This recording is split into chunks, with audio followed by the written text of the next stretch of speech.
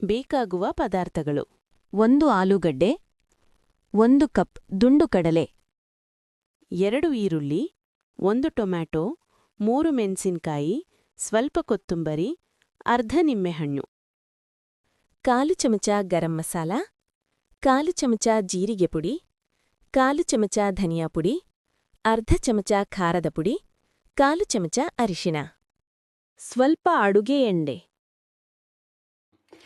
ಮಾಡುವ ವಿಧಾನ: 1 ಕುಕ್ಕರಿನಲ್ಲಿ ದುಂಡು ಕಡಲೆ, ಆಲೂಗಡ್ಡೆ, 2 ಗ್ಲಾಸ್ ನೀರಿನೊಂದಿಗೆ ರುಚಿಗೆ ತಕ್ಕಷ್ಟು ಉಪ್ಪನ್ನು ಹಾಕಿ 4 ವಿಜಿಲ್ನೊಂದಿಗೆ ಬೇಯಿಸಿಕೊಳ್ಳಿ.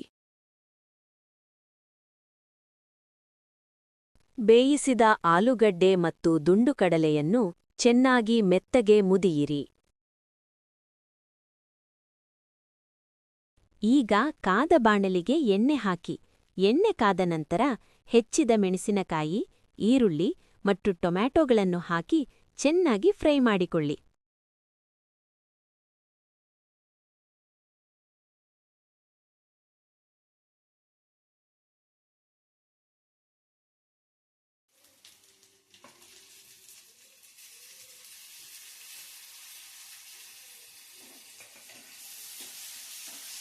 ನಂತರ ಅಲ್ಲ ಬೆಳ್ಳುಳ್ಳಿ ಪೇಸ್ಟ್, ಗರಂ ಮಸಾಲ, ಜೀರಿಗೆ ಪುಡಿ, ಧನಿಯಾ ಪುಡಿ, ಖಾರದ ಪುಡಿ, ಅರಿಶಿನ ಪುಡಿಯನ್ನು ಹಾಕಿ ಮಿಶ್ರಣ ಮಾಡಿಕೊಳ್ಳಿ.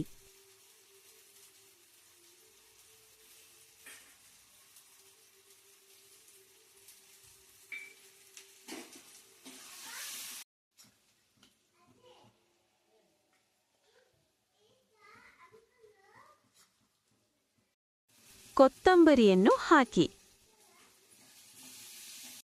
ಈಗ ಮೆತ್ತಗೆ ಮಾಡಿಕೊಂಡ ದುಂಡು ಕಡಲೆ ಮತ್ತು ಆಲೂಗಡ್ಡೆಯನ್ನು ಬಾಣಲೆಗೆ ಹಾಕಿ ಸ್ವಲ್ಪ ನೀರಿನೊಂದಿಗೆ ಚೆನ್ನಾಗಿ ಮಿಶ್ರಣ ಮಾಡಿಕೊಳ್ಳಿ.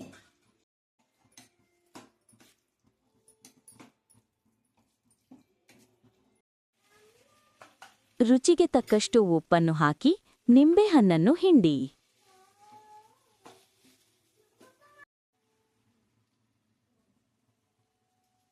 ಗಟ್ಟಿ ಮೊಸರಿಗೆ ಸಕ್ಕರೆಯನ್ನು ಬೆರೆಸಿ ಸಿಹಿ ಮೊಸರನ್ನು ರೆಡಿ ಮಾಡಿಕೊಳ್ಳಿ.